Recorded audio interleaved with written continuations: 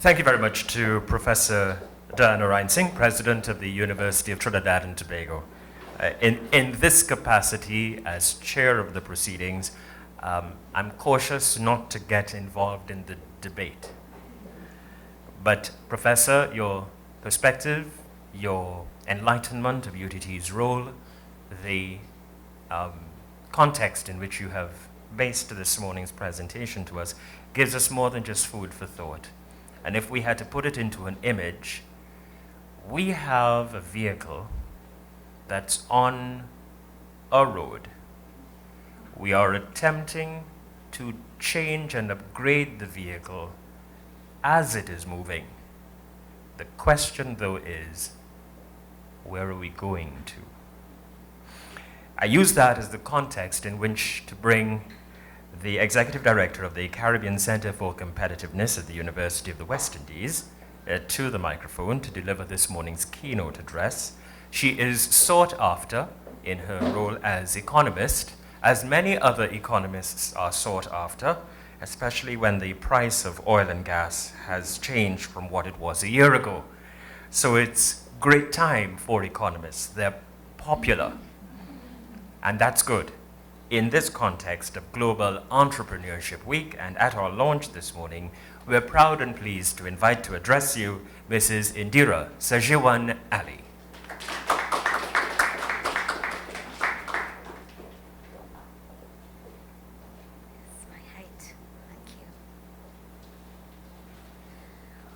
All protocols observed. Good morning, ladies and gentlemen. Let me start by thanking the organizers of this year's Trinidad, what I call Trinidad and Tobago chapter of Global Entrepreneurship Week, Youth Business TT, for inviting me to share with you at this inaugural media launch some thoughts on entrepreneurial opportunities in our current socio-economic landscape, particularly as it pertains to young people. This was the theme that was given to me. I have entitled my presentation, Moving from Entitlement to Empowerment. But after listening to the talk so far this morning, I really feel that I should change it to Enough Talk, Time for Action. Enough talk, time for action. From the outset, I want to place on record that ours is an economy that is employment, not entrepreneurship driven.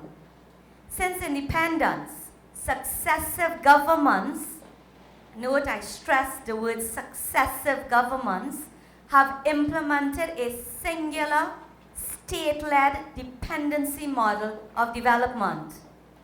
Although even as far back as independence, we knew we needed to diversify our economy. And I send you to documents our first development plan, and you will see that the diversification is given certainly words on paper as long as then.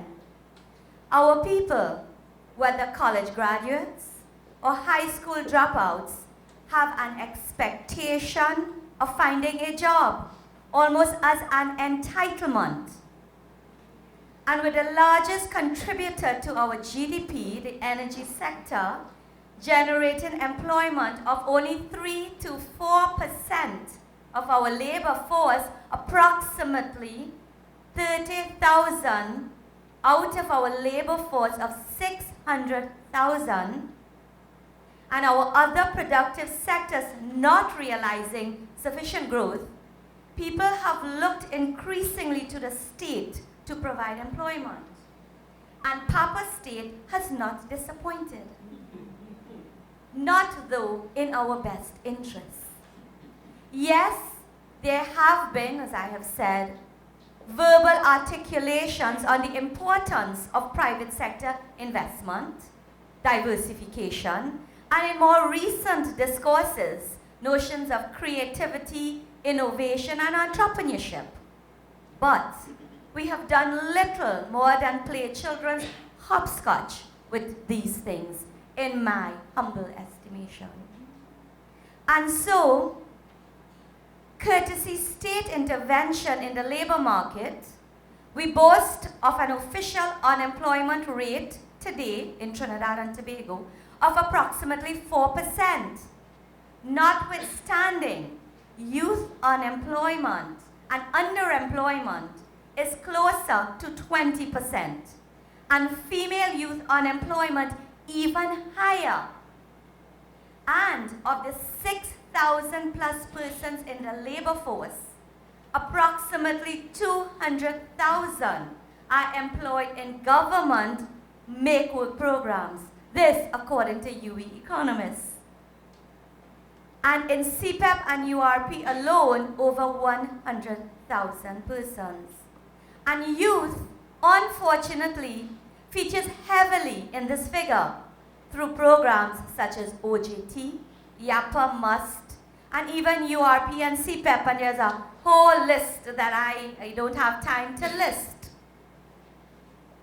You see, it is our economic good fortune via oil and gas that got us here. Mind you, I am not at all bemoaning the fact that we have had good fortunes from oil and gas.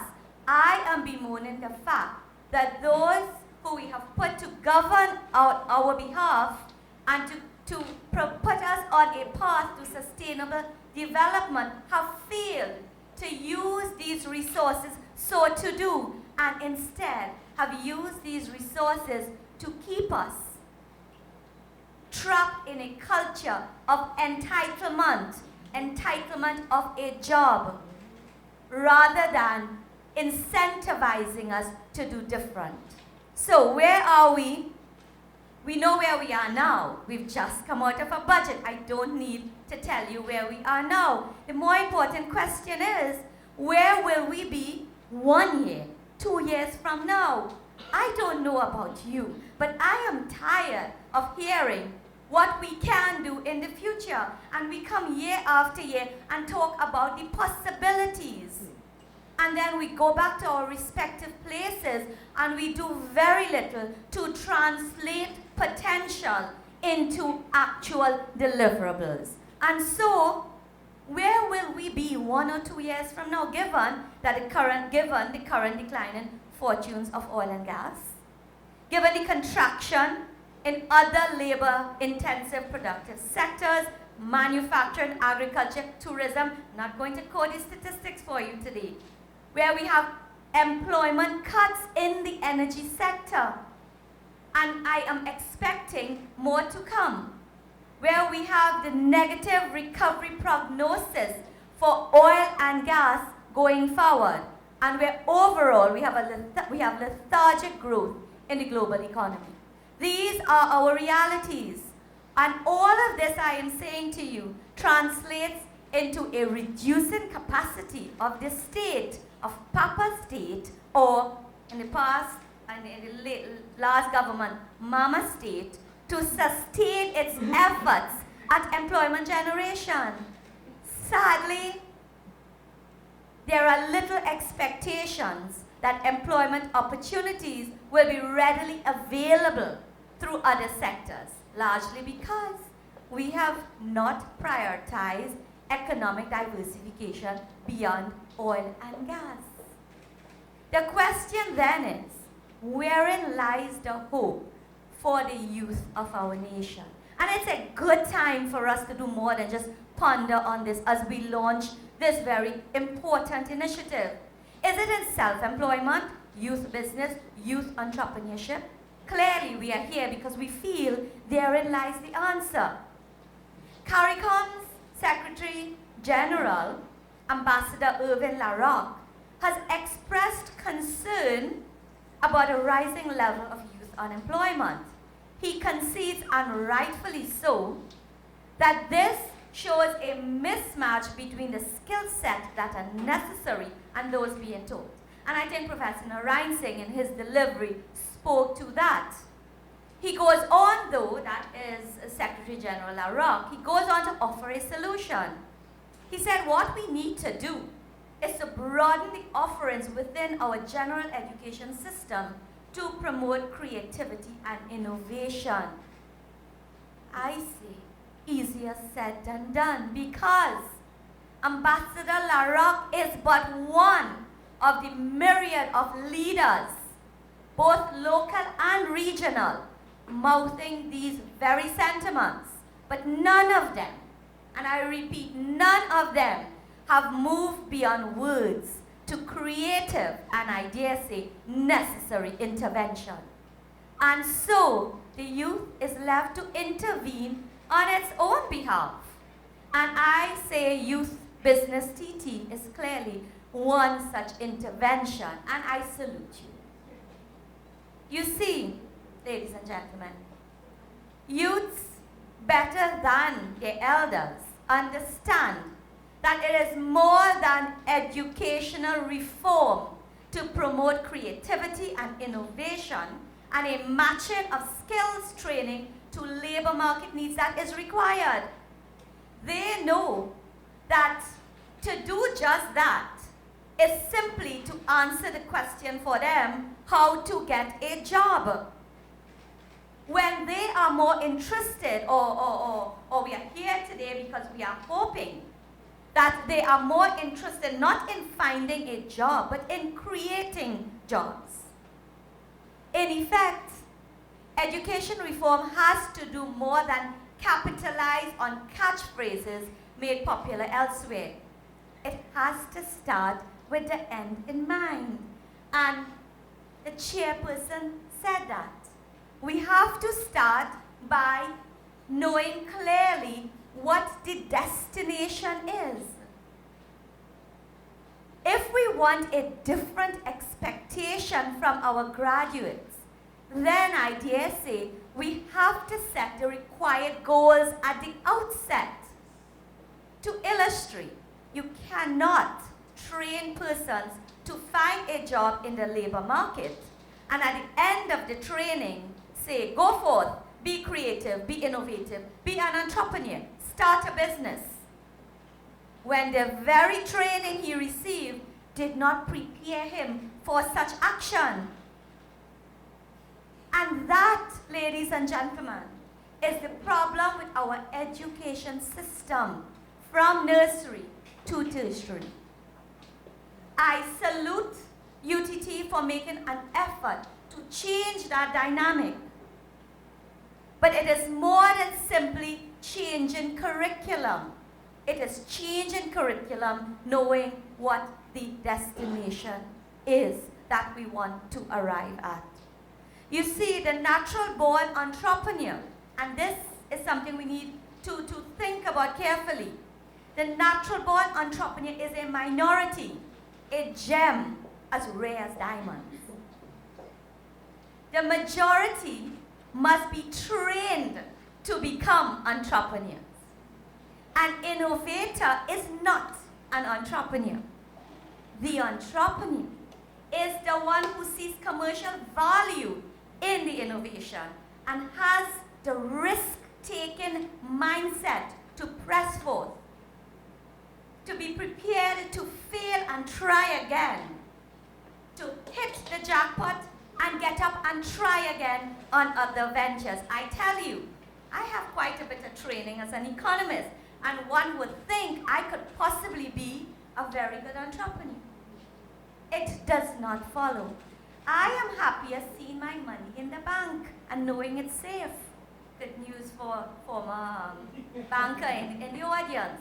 I am married to a natural entrepreneur who will take the kind of risks that is beyond my imagination and certainly my comfort zone. But those are very rare. And if we want an entrepreneurial society, we need to teach people how to be able to maneuver, how to take risks in a managed way, because we are not all going to be that kind of natural risk taker who will bet things that he or she does not have in order for the win. It is no wonder to me then that Trinidad and Tobago has one of the lowest rate of new business startups in the world. Notwithstanding, and I say this with no disrespect, notwithstanding that now for possibly more than 20 years, we have had an institutional, we have had a landscape with a series of institutions, most state-driven, set up for the purpose of encouraging and supporting business startups. We therefore must ask the question, what are we doing wrong? Why is it that this statistic is so low?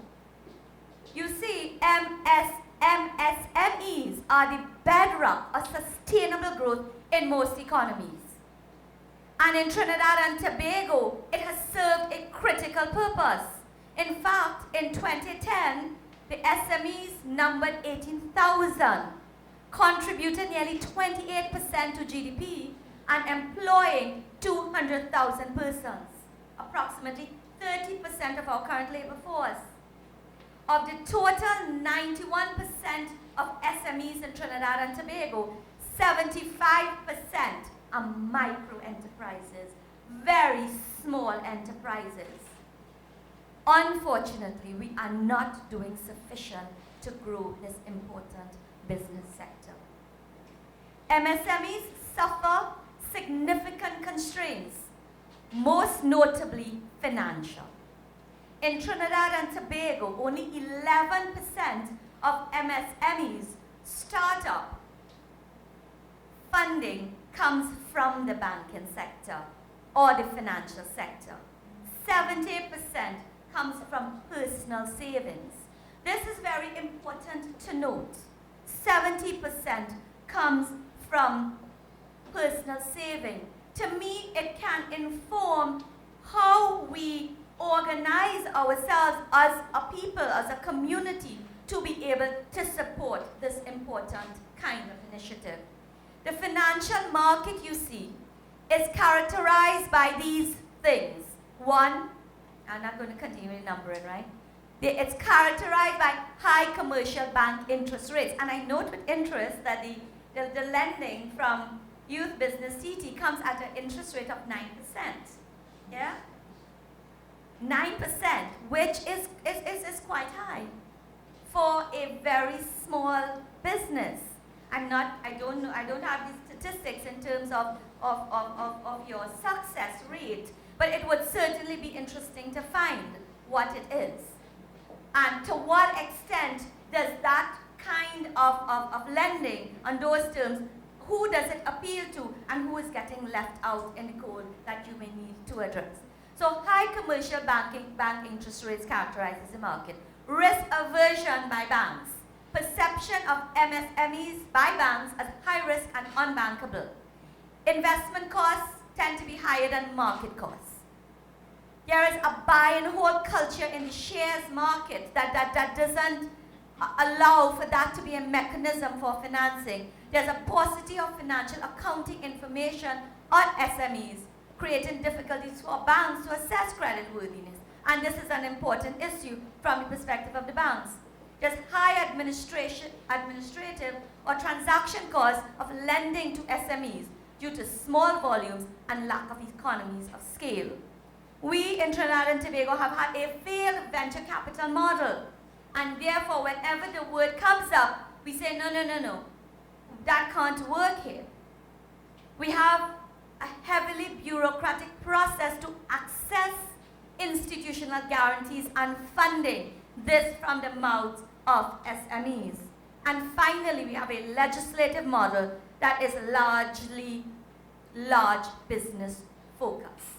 So these are some of the impediments to small businesses, to small entrepreneurs actually being able to access financing in order to go forward.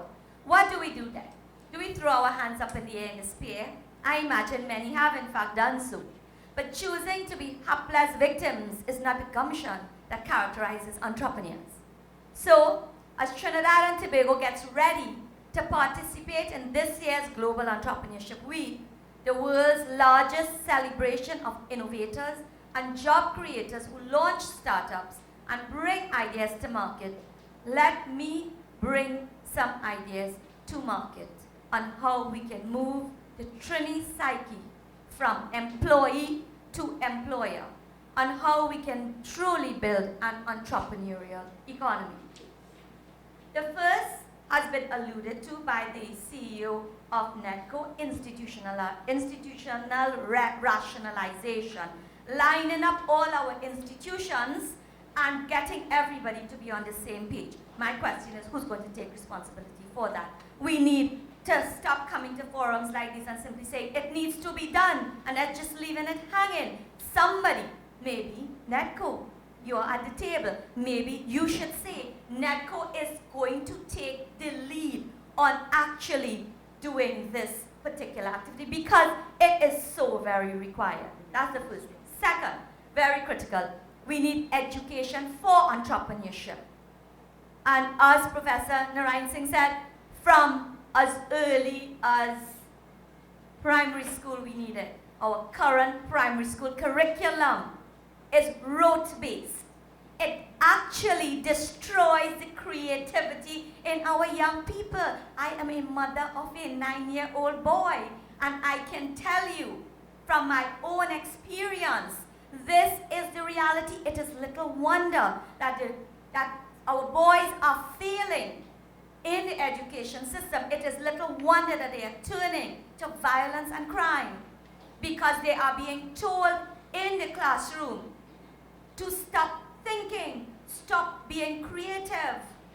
So, and I heard on the hustings, the now Prime Minister actually saying when he announced his Minister of Education that one of his first job would be curriculum reform in the primary school. I am now waiting to see that translates into action. It is urgent. We cannot wait. We cannot wait to have this evolve over time. It is an urgent requirement that we reform the primary school curriculum to start allowing our children to be the natural problem solvers that they are. And I digress for a minute to explain on this generation that we live in. I was ready to have my son at 6 years old tested for every dysfunction in the book because it couldn't, the teachers were not prepared to accept responsibility, the principal was not prepared to accept, it must be something wrong with my child, until I bought him a Lego, years advance, and gave it to him 10 o'clock in the night. And at 1 o'clock in the morning, my door, he pounded on my door. In front of me was the spaceship built. My son at 9 can construct a Lego for a 15, 16-year-old, and he's actually beyond that now where he has broken up everything and he is building his own construction. And it amazes me in terms of the kinds of vehicles that he will construct out of his imagination. And now he's using technology because he's going on the iPad and he's finding the people who are building things and going to his box of Lego pieces and finding the pieces and constructing it. That is the kind of spirit that we need. Ask me where in the primary school curriculum or in the days he's in school that he has the opportunity to do that. He has none. This is an imperative, and the media, if you take nothing away from what I say today, I ask you to say this, to use your mechanism to carry this, because it is because we are failing our children. We are overloading them with work because we don't know what end is. We have not in this country had a conversation about what do we want a graduate out of primary school. What are the skills we want that child to have? So we are overloading them with work. I have a child in SEA now, so I can also speak to that. We are overloading them with work, and this is why they are burning out. The incidence of burnout is very high. They are learning rote, they are going into the high school, again it's rote, and we are not doing anything to change that. That is my very passionate plea. So back to the issue of education and entrepreneurship. From the secondary to the tertiary level, we need to have training for entrepreneurship. More than just business planning and bookkeeping. More than that. We need to teach them, yes, how to develop sound business models. We need to teach them how to study markets, because it is not just because you have what you think is a great idea and a great product that it necessarily follows that there's a market for it. You need to know how to do the market analysis in order to determine whether there is demand for that product. You need to know who are your competitors, so that you can understand if you can in fact compete when you actually bring your product to market. There is so much more. We need to teach them how to assess the risks involved in their plan. We need to teach them how to design and implement business continuity plans. We need to teach them leadership. We need university reform, and I think that Professor Narayan Singh has really spoken to this. We need our universities to move from pure research to applied research and commercialization. I know that the University of the West Indies, for example, its engineering department, they have had so many innovations occurring via projects of students, and they have not commercialized any. We have the bedrock of this economy is the oil and gas sector. We have a University of the West Indies in St. Augustine that is primarily about engineering. We have students from all over the region coming to study engineering, but to find a job, not to be innovative, not to be creative. Tell me, what is the role that the university's engineering department is going to play in the current circumstance where the energy sector is declining, to work with the sector to find technologies that can reduce costs, I don't know the technical term, but better be able to bring gas and oil up from deeper places. This is what was done in Norway. This is not pie in the sky that I'm talking to you about. The oil and gas sector in Norway partnered with the university at a time when the sector was declining, and they were considering alternatives to go in a different direction, where they instead went into technology, creating new technology, new fields of study, mechatronics, for example, in order to better be able to produce what they were producing at cheaper prices. So we need the university to step up to the plate. And I go further to say, we need the industry, we need the BPs and the BGs, we need you to work with the university and almost demand from them that they now start to play a different role, a more developmental role in our economy. My next point is that of corporate venture capital initiatives. I think to me this is critical.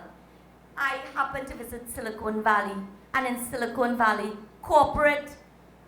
the corporations have ribbons on their walls as a sign of their success, and each of those ribbons represent a new business that it has spawned.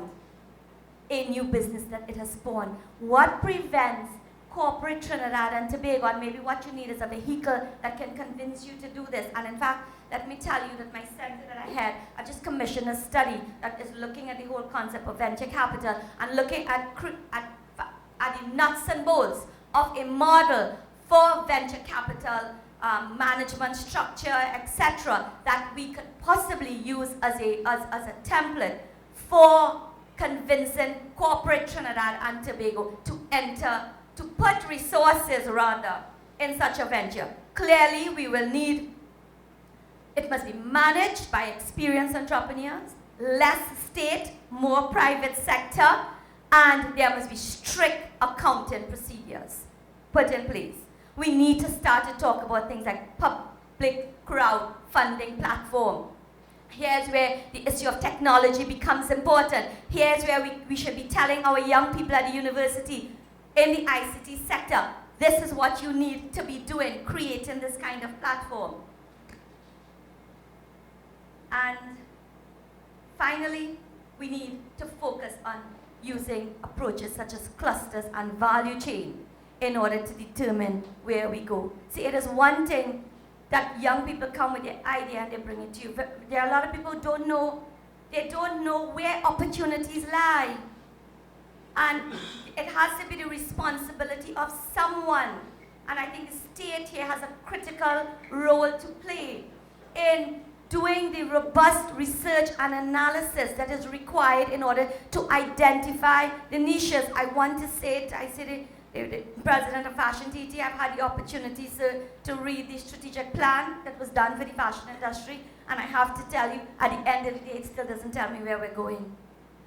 It doesn't give clear prescriptions in terms of where our comparative and competitive advantage in fashion resides, what we should be producing, for who we should be producing.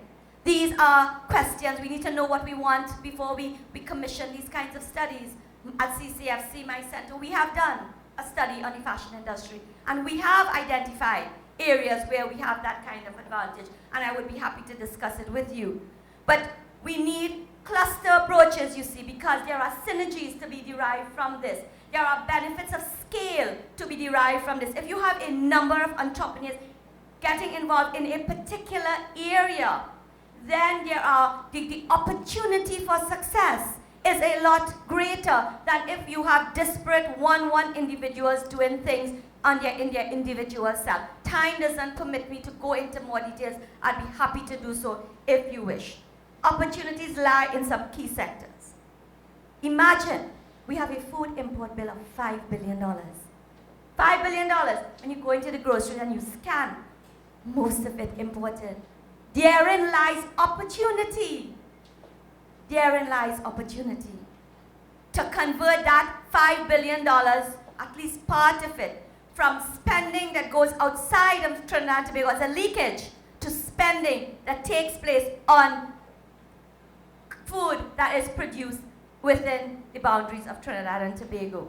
The creative industries is again another area, but we have to do the robust analysis in order to determine where we have the opportunities in order to invest. And these then are my few suggestions, which I believe very strongly, if implemented, if we take the responsibility to implement, could go a long way in building a truly entrepreneurial society, and thereby giving hope to our young people and incentivizing them to be champions of industry and champions of sustainable economic development. Thank you.